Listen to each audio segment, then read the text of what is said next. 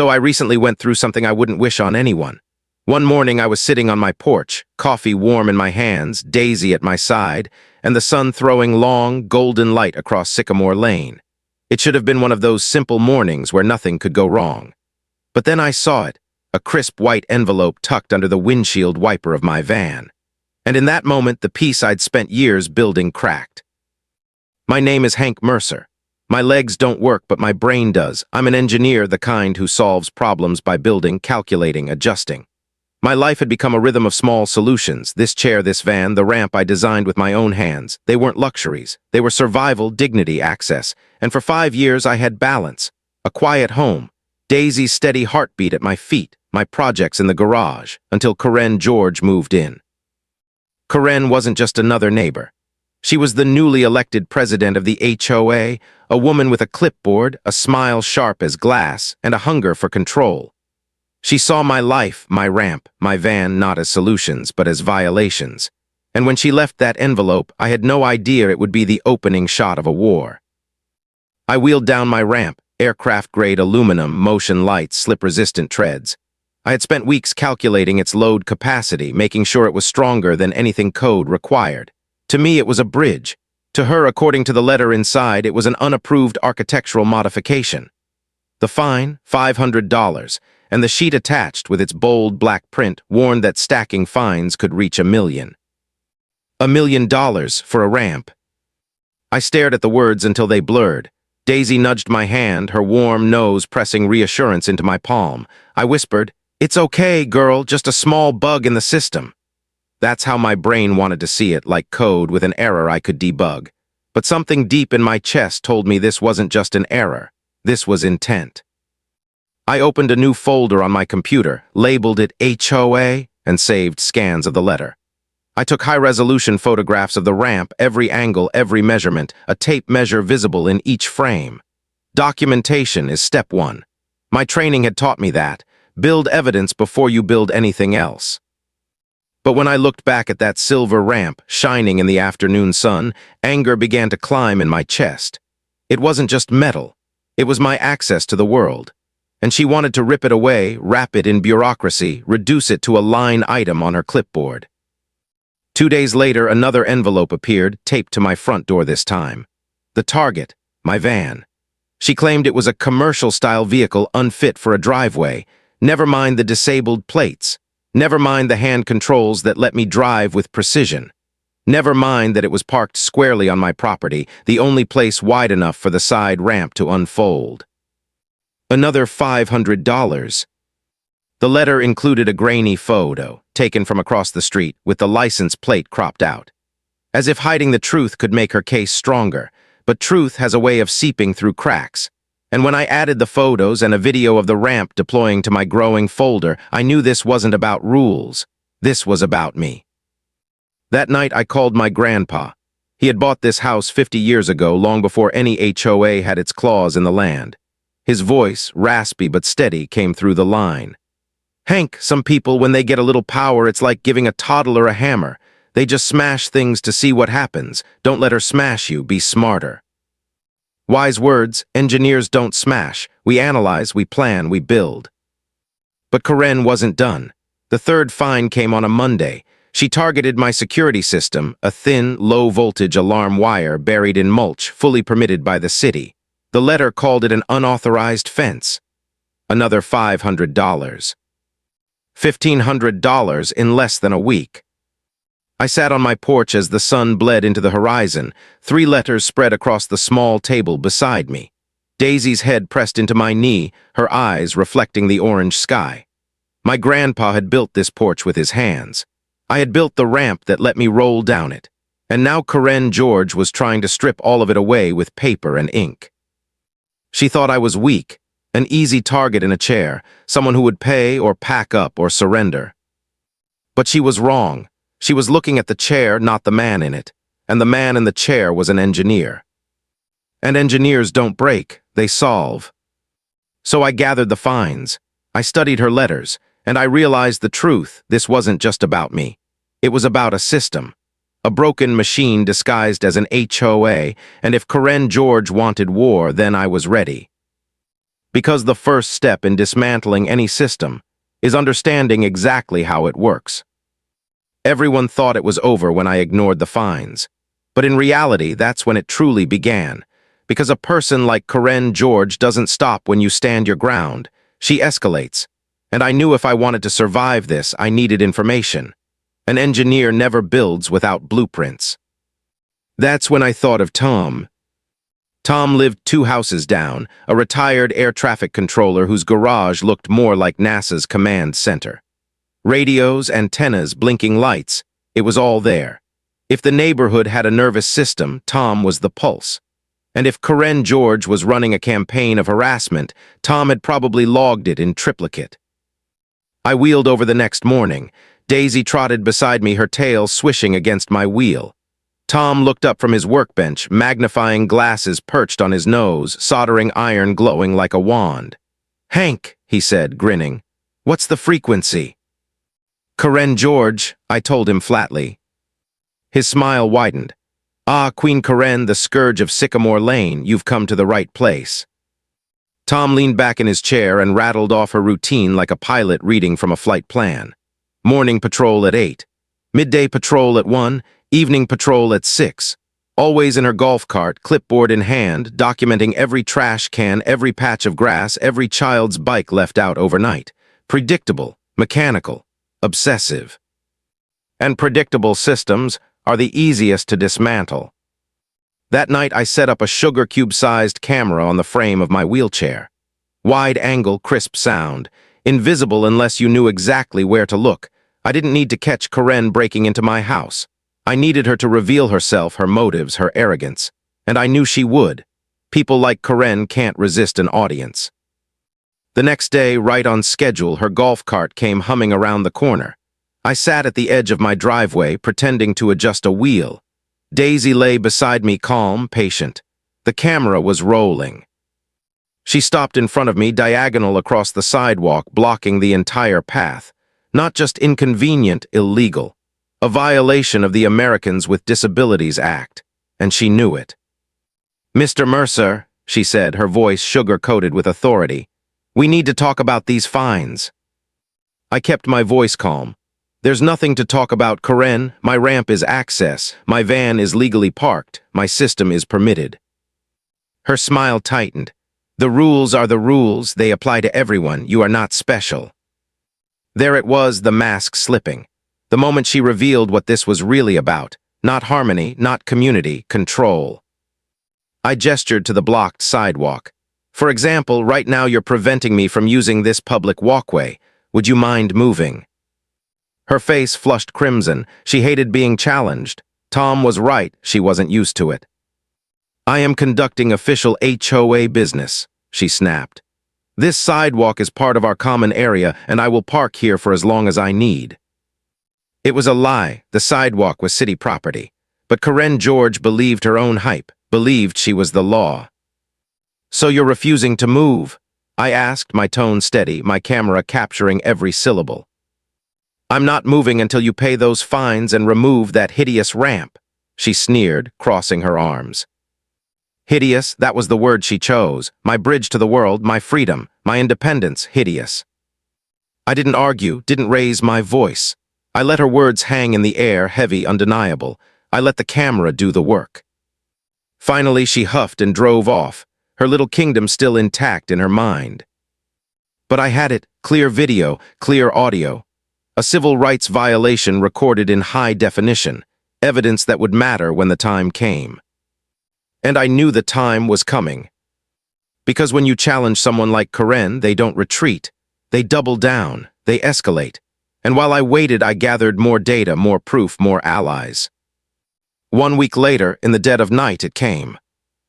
I was jolted awake by a deafening siren, every floodlight on my property flashing like lightning. Daisy leapt to her feet, pressing against me, alert. I killed the lamp and rolled low, scanning the yard. Mulch kicked up near the roses. A crouched shadow moved fast, careful, deliberate. My alarm wire had been cut. I gripped the radio. "Tom, eyes up." A faint buzz answered from the sky, Tom's drone, rising like a wasp, thermal camera glowing. He was already recording, already watching. Adrenaline sharpened my focus. This wasn't a glitch. This was deliberate sabotage. By the time the police cruiser pulled up, red and blue flashing against my walls, I already knew what had happened.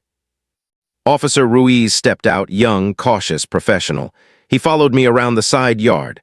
My flashlight caught it instantly, the wire severed clean, copper ends glinting under the beam. Not an accident, not decay, a cut. He logged it as vandalism, took photos, asked questions. And when I told him about the fines, the harassment, the sidewalk confrontation, he listened. Really listened. "Mr. Mercer," he said carefully, "I can't prove who did this, not tonight, but with the pattern of harassment you've documented, this is more than vandalism. This is criminal." He handed me a case number, another piece of the puzzle, another brick in the wall I was building. Inside, my heart thudded with cold anger. Karen had crossed a line. Fines were one thing, but cutting into my sanctuary, my security, that was war. And she thought she was invisible. She thought she could terrorize me in the dark and walk away untouched. But Tom's drone had caught everything. A lone heat signature fleeing across a neighbor's lawn, heading straight toward the far end of the street, toward Karen's house. It wasn't legal proof yet, but it was enough for me, enough to know. I saved the footage, I documented the timeline, I cross-referenced every detail. My fortress of facts was rising, stone by stone. Karen George thought she was laying siege, but in reality, she was handing me the very materials I would use to dismantle her empire. And I wasn't going to stop at defending myself. I was going to take the whole system apart, piece by piece, until there was nothing left of her little kingdom. They say every fortress has a flaw. The trick is finding it before the siege takes you down. For days after the break-in, I barely slept. My alarm system had been repaired, my cameras tested, but the damage wasn't in the wire. It was inside me. Someone had stepped onto my property, into the only safe space I had left, and tried to rip that away. I couldn't let it stand. I ignored the latest envelope taped to my door, another fine, this one for the noise violation of my alarm system going off. Laughable. I photographed it, filed it in my folder, and went back to what mattered, digging deeper. Because this wasn't just Karen anymore. This was the entire HOA backing her every move, and if I wanted to dismantle it, I had to find the foundation. That's when I remembered the attic. My grandpa was a meticulous man, a builder, a saver. He kept every deed, every bill of sale, every scrap of paper tied to this land. So one afternoon, I wheeled up into that dust-choked attic, sunlight cutting through in narrow beams. Daisy sat at the base of the ladder, tail wagging, patient. The boxes were stacked high, labeled in his sharp handwriting, taxes, repairs, community. I sifted through brittle folders, yellowed receipts, until at the bottom of one box I found it. A thick brass-clasped document, title stamped in bold, land lease agreement. My heart kicked against my ribs. The date, 1985. The names, George Mercer, my grandfather, and the newly formed Sycamore Lane Homeowners Association. I read every line, my engineer's brain mapping the structure, following the logic. The HOA had wanted a place to meet, a headquarters to call their own. And my grandpa, generous, neighborly, had leased them a small utility building at the subdivision entrance. $1 a year, just one. For over 30 years, they'd been using that building, holding their meetings, enforcing their power from inside walls that didn't even belong to them. They had forgotten. Or maybe they had never known, but the lease hadn't forgotten. And in the dense legal text, I saw the flaw. The tenant, the HOA, was required to keep the peace. They were required to follow every local, state, and federal law. And by harassing me, by fining me for a ramp, by cutting my security wire, they had broken every clause that mattered. Karen George had been sitting on a throne built on my family's land, and she didn't even know it. I sat back in my chair, dust swirling in the shaft of light, the document heavy in my lap. Daisy padded up and pressed her head against me as if she sensed the shift in the air, because in that moment everything changed. I wasn't just a resident anymore. I was the landlord. The power dynamic had flipped, And Karen George, for all her bluster and fines, was nothing more than a tenant in my building. A tenant who had broken her lease. I called my grandpa that night, told him what I'd found. He was quiet for a long time, then let out a laugh, rough, tired, but full of pride. I'd forgotten all about that. Seemed like the neighborly thing to do back then. But if it helps you now, Hank, give her hell, just be smart about it. Be smart, always his advice. And being smart meant finding the right weapon. Not a hammer, a key. So I called a lawyer. His name was Mark, a veteran who specialized in ADA and property law, a man who didn't waste words. I laid everything out in his office. The fines, the photos, the video of Karen blocking the sidewalk, Officer Ruiz's police report, and finally, the lease agreement. Mark read it all, twice. He ran his hand over the brass clasp of the lease, then looked up with a grin that carried no humor, only precision. "Oh," he said softly, "this is beautiful." In 10 minutes, he laid out the plan, a two-pronged attack. First, a formal complaint to the Department of Justice Civil Rights Division. Every fine, every violation, every photo and report attached. Karen wanted to play HOA president? Fine. Let her answer to the federal government for ADA violations. Second, a notice to cure or quit, a landlord's weapon, addressed directly to the Sycamore Lane HOA.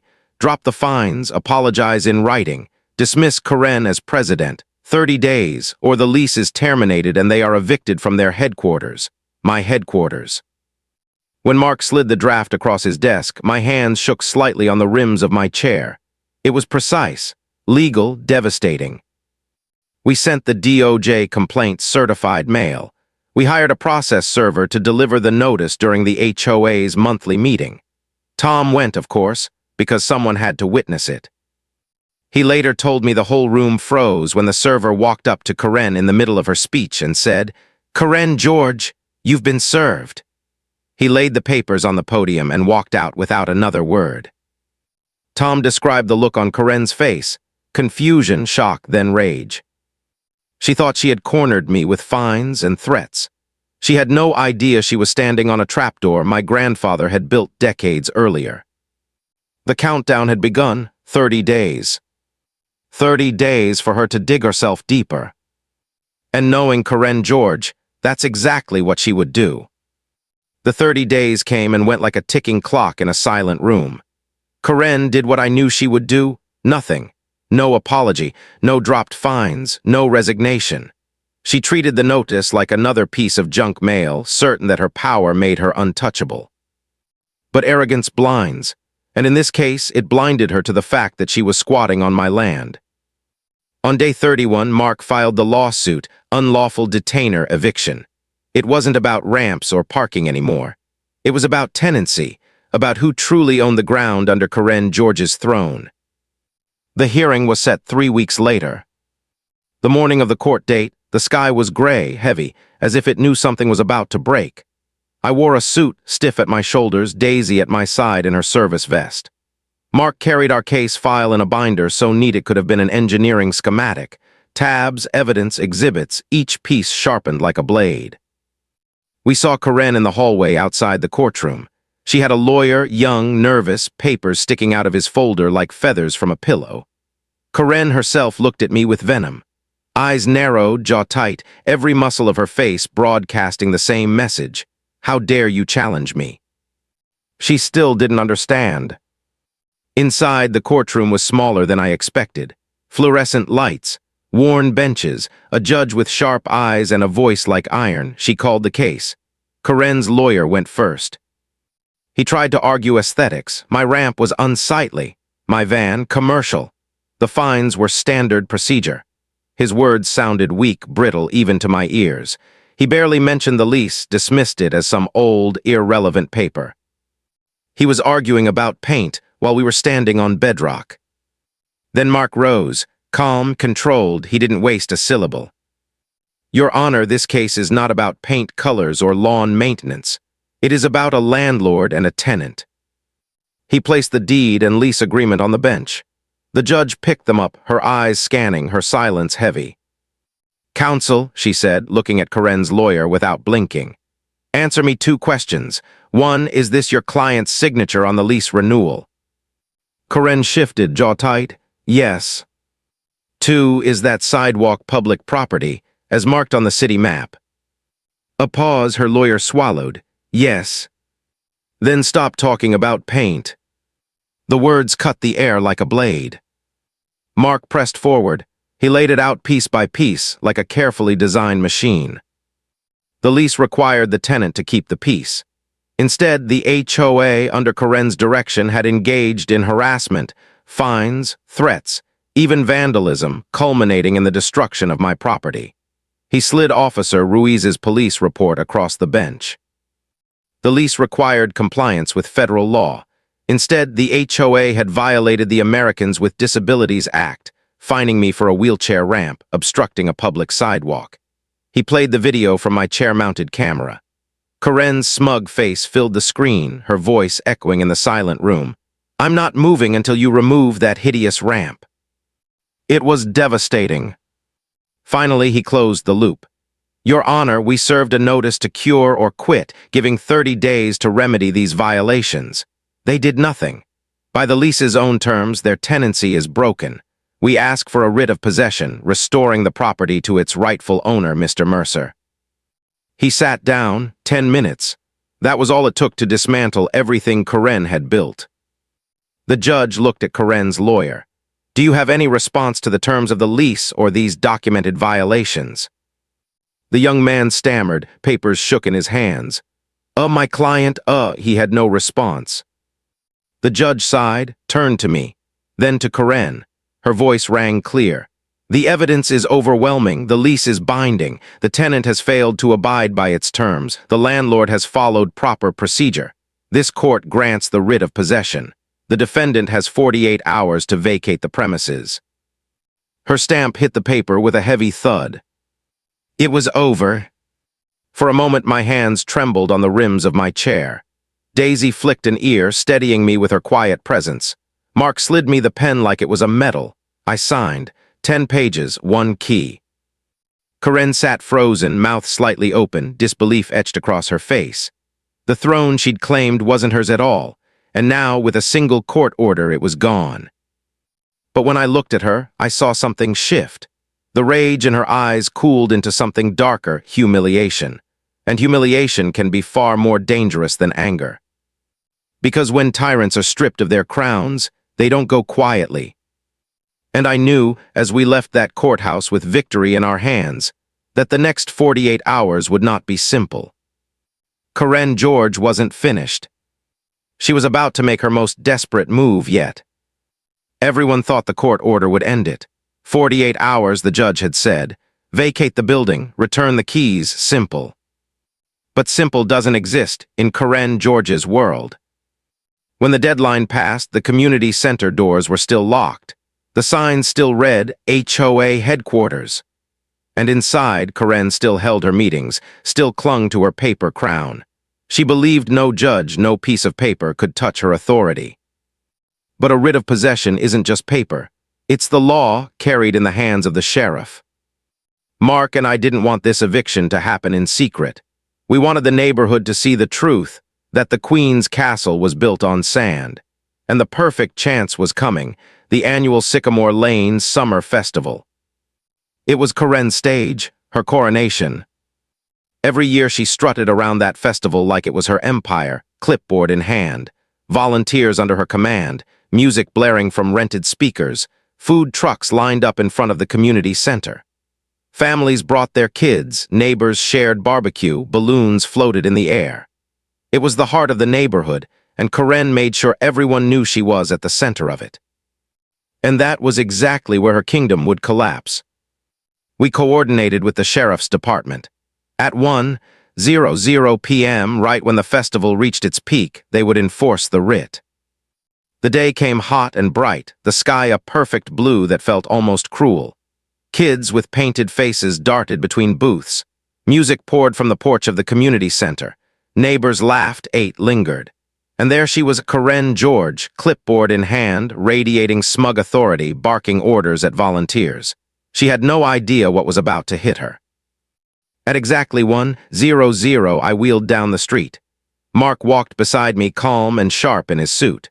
Behind us, two sheriff's deputies followed, their uniforms crisp, their expressions unreadable.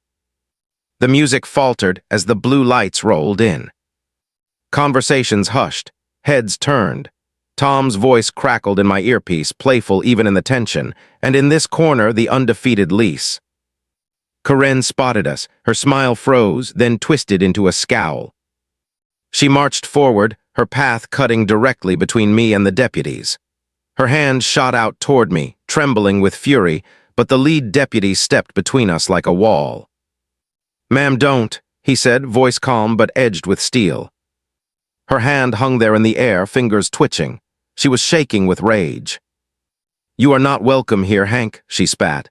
"You're trespassing on HOA property." Before I could speak, the deputy held up a folder. "Ma'am, we're not here for him. We're here for the property. This is a writ of possession from the Superior Court. This building and the land it sits on are to be returned to the legal owner, Mr. Hank Mercer, effective immediately." He handed her the stamped document. The weight of it landed like a stone in her hands. For a moment, Karen just stared. She looked from the paper to me, then back to the deputy. Her voice cracked as she sputtered, "This is ridiculous. This is our community center. We've been here for 30 years. The deputy didn't flinch. "Take it up with the judge, ma'am. Today, my job is to enforce this order. Everyone needs to gather their belongings and vacate the building." The second deputy was already moving toward the front door, bolt cutters in hand, a locksmith waiting by a van. The crowd was silent now, watching, absorbing every word. Karen's face twisted into a storm of fury and disbelief. She turned on me, shouting, "Thief! Liar! You're destroying this neighborhood!" But her voice bounced off empty air. The power wasn't hers anymore. The deputies stood tall. The writ was posted. The neighbors watched not me, but her. A woman screaming at law enforcement, her authority unraveling in front of everyone she once controlled. Parents began pulling their kids away from the bouncy castle. Food trucks powered down their grills. The festival atmosphere drained into an awkward, heavy silence. Within 30 minutes, the building was cleared. The deputies stretched yellow caution tape across the doors, posted the writ beside it. The locksmith clicked the new locks into place. And then, in front of the entire neighborhood, the lead deputy turned and placed the keys in my hand. "It's all yours, Mr. Mercer." For a moment, I just sat there, staring at the keys. The very building that had been used as a throne against me was mine again. Not stolen, not seized, restored. Karen stood on the lawn, surrounded by her shrinking circle of loyal followers. Her face was pale, her eyes wild. She had been humiliated publicly and thoroughly. But humiliation doesn't end fights. It sharpens them. And as I looked into her eyes, I saw something dangerous flicker there. This wasn't the end of Karen George. It was only the beginning of her desperation. Some people lose gracefully. Karen George was not one of them. The day of the festival should have ended it. The deputies had locked her out, the keys were in my hand, and the neighborhood had seen her stripped of her crown. But humiliation doesn't break tyrants. It hardens them. Within days, Karen was back, not with fines or rules this time, but with venom. It started with her golf cart. Whenever I wheeled down the sidewalk, she would appear. Not close enough to speak, not close enough to provoke, but close enough to remind me she was there. Watching, stalking. Sometimes she parked across the street from my house for an hour, just sitting there, glaring. Other times she tailed me slowly as I rolled Daisy around the block, her tires crunching against the pavement behind us. She thought she was intimidating me, but intimidation only works when there are no witnesses, and I had plenty. My chair camera ran every time I left the house. Wide-angle footage, crystal clear. Tom, ever vigilant, trained one of his long-range cameras on the street. Between us, we captured hours of video, every moment of her lurking, every time she followed, every second of her obsession recorded. But the stalking was just her surface game. Underneath, she was hatching something darker. It arrived in whispers first, neighbors mentioning a petition, rumors that I was a nuisance, a danger to the community, lies spreading like oil on water. And then Tom showed up at my door with a copy in his hands. The petition demanded emergency HOA action to seize the community center back from me. It accused me of throwing loud parties, keeping unregistered vehicles, threatening my neighbors. None of it true. I don't throw parties. My van is registered to the letter. I'd never spoken a harsh word to anyone but Karen.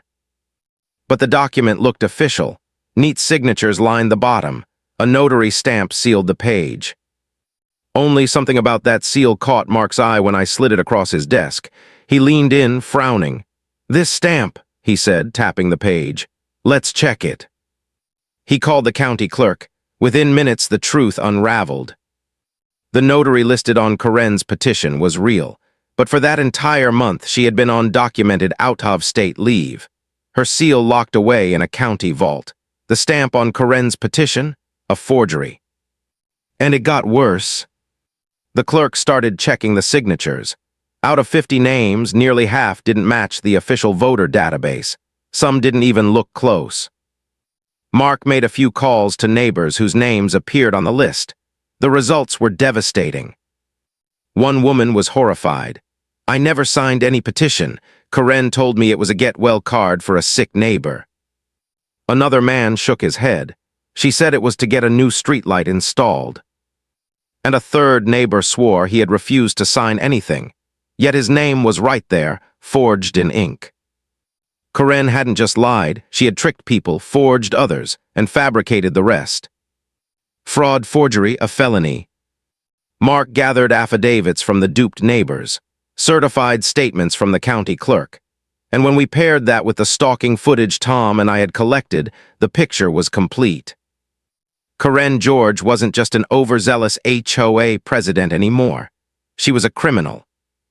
I sat in my office late one night, Daisy asleep at my feet, watching the petition on my screen.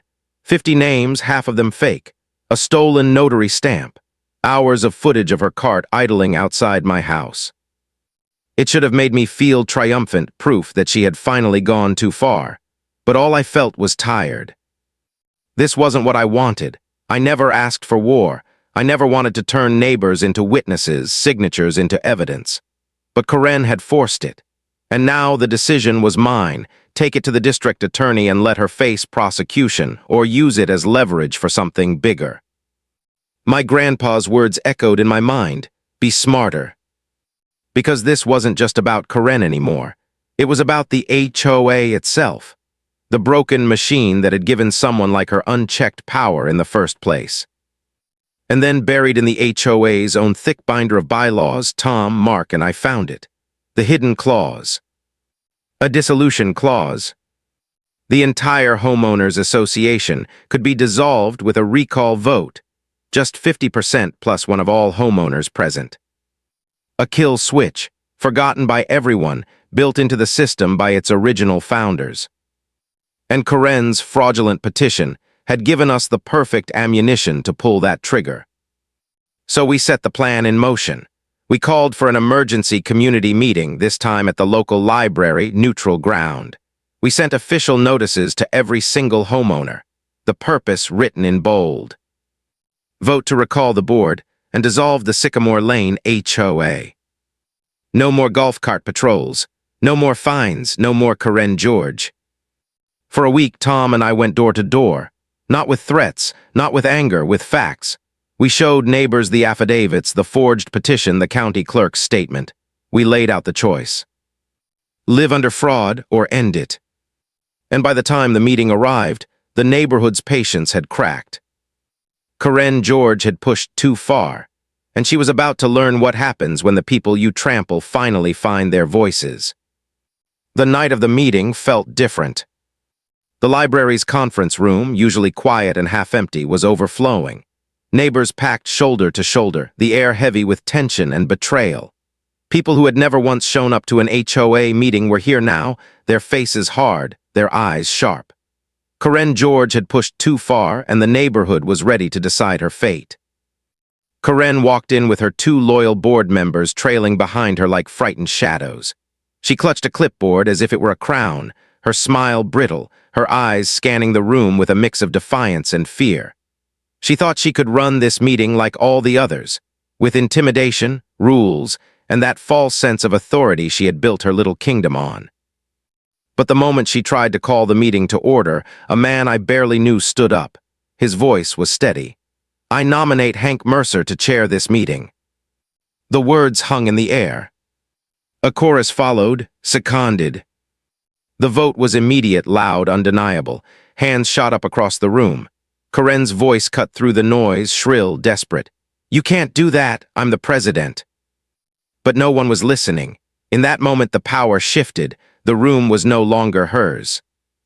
I wheeled to the front, Daisy padding loyally beside me. I didn't raise my voice. I didn't need to. The evidence spoke louder than anger ever could. One by one, I laid it out on the projector screen. The forged petition. The clerk's official statement that the notary stamp was fake. The sworn affidavits from neighbors who had been tricked or forged. The hours of video footage showing Karen stalking me, parked outside my house, tailing me in her golf cart. Gasps rippled through the room, heads shook. People muttered to each other, disbelief turning into anger. "This isn't about a wheelchair ramp," I said quietly. "It's not about the color of your door or how high your grass grows. This is about trust. It's about a neighbor who lied, who forged signatures, who harassed instead of helped. It's about a system that let her believe she could get away with it." The silence that followed was heavier than any shouting could have been. Then the dam broke. Neighbors began standing up, telling their own stories.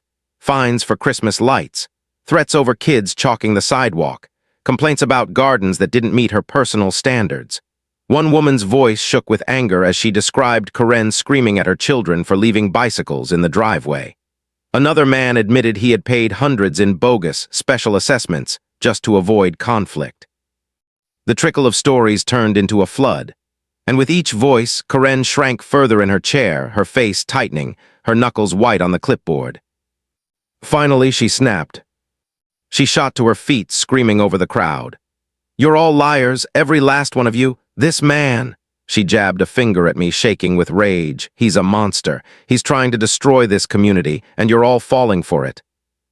Her words echoed, shrill, hollow. But no one rose to defend her, not one. The room had turned. I raised my hand. The room quieted. "The motion on the floor is to recall the board and dissolve the Sycamore Lane Homeowners Association. All in favor, please raise your hand." For a moment, no one moved. The silence was electric, trembling on the edge. Then a hand rose, then another, then another. Soon it was a forest of hands, a tidal wave of decision, impossible to deny. Tom and another neighbor counted carefully, calling the numbers out loud. The majority was clear, overwhelming. Tom turned to the front, a grin breaking across his face. His voice boomed through the tense air. "The motion passes." The room erupted. Applause, relief, laughter that sounded like freedom. It was over. The HOA, Karen's kingdom, was dissolved. Karen stood frozen, her face pale, her eyes wide with disbelief. Her clipboard hung limp in her hand. For a second, she looked less like a tyrant and more like a child whose favorite toy had been taken away.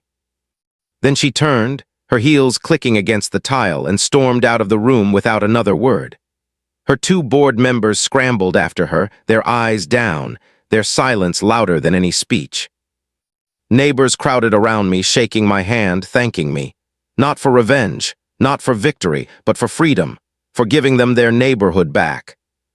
That night, as I rolled out into the cool air, Daisy at my side, I felt something settle in my chest. Not triumph, not even pride, just peace. The system that had tried to crush me was gone. And all it had taken was patience, truth, and the courage of a community finally saying enough. The strangest thing about the day after a revolution is the quiet. When I woke the next morning, Sycamore Lane felt different. No golf cart patrols humming up and down the street. No envelopes taped to doors. No neighbors peeking nervously through curtains, waiting for the next fine to fall. Just quiet. By the end of the week, the ugly brown HOA signs at the subdivision entrance were gone. A group of neighbors had pulled them down and tossed them into the back of a pickup truck, laughing like kids tearing down old wallpaper. For the first time in years, the air felt lighter. Children left their bikes sprawled across lawns and no one cared. Holiday lights went up early. Dogs barked without citations. It wasn't chaos, it was normal, it was freedom. And the community center, my community center, it was no longer a fortress of rules. It became something better, something real. We set up a tool-lending library in the back room, stocked with everything from lawnmowers to drills. The main hall filled with yoga mats, kids' playgroups, and potluck dinners. No fines, no board, just one rule written on a single page taped to the wall. Be respectful, clean up, welcome neighbors. That was it, and somehow it worked. I watched from the corner one evening as kids tumbled across the floor, laughter echoing off walls that once held Karen's lectures. Neighbors shared casseroles, swapped recipes, passed tools. No one asked permission. No one needed to. For the first time, the community center belonged to the community. As for Karen George, the law finally caught up to her. The county clerk's report didn't disappear. Neither did the affidavits. Forgery isn't just a mistake, it's a crime. The district attorney filed charges: fraud, forgery, harassment.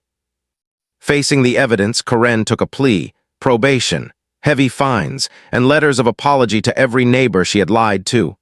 Mine was terse, bitter, but on paper it was guilt. A few months later, a for sale sign appeared in front of her house. Karen George couldn't stand being just another neighbor, not after the throne had been pulled out from under her. She left Sycamore Lane without a goodbye. And the neighborhood didn't miss her. Some afternoons, I still roll with Daisy down the sidewalks. Sidewalks we finally repaired ourselves, smooth and ADA compliant, every curb cut correct. Without the HOA's endless bureaucracy, it had taken just a month. Something they had studied for years, done by neighbors with a little trust and cooperation. Tom is always in his garage, antenna parts scattered like a mad scientist's puzzle. He gives me a thumbs up when I pass.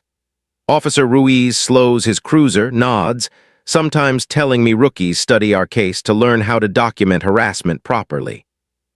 And my grandpa? He came to visit one evening, sitting beside me on the porch he had built half a century earlier. We watched the sun set behind the rooftops, the street calm, laughter drifting from the community center down the block. "You did good, Hank," he said, his voice low but certain. "You didn't just fight for yourself, you fought for everyone." I thought about that. It had started as a fight for a ramp, a van, a few square feet of dignity. But it had grown into something larger: neighbors freed from fear, a community healed, a broken system dismantled piece by piece. I didn't plan a revolution. I'm not a politician. I'm an engineer. I see problems. I design solutions. And in the end, the solution wasn't revenge. It wasn't fines or fights. It was building something better. Now, when I roll past the community center, I see kids chasing each other in the yard. Families carrying food through the doors. Tools being borrowed and returned with a smile. My ramp remains at my front door, not a symbol anymore, not defiance, just what it was always meant to be: a bridge. The HOA is gone, the street is calm, and the keys to the building rest in my hand, not as power but as trust. Elegant enough. You've heard this confession, now wait until you hear the next one, the truth that shatters everything you thought you knew.